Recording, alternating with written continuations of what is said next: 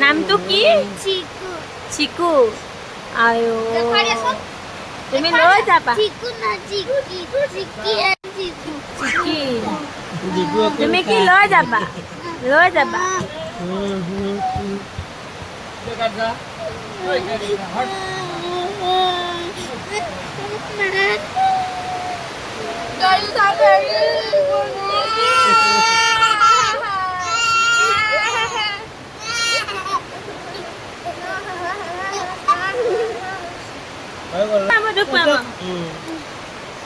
ধুনীয়াকে দেখাই দিয়া, ধুনীয়াকে দেখাই দিয়া।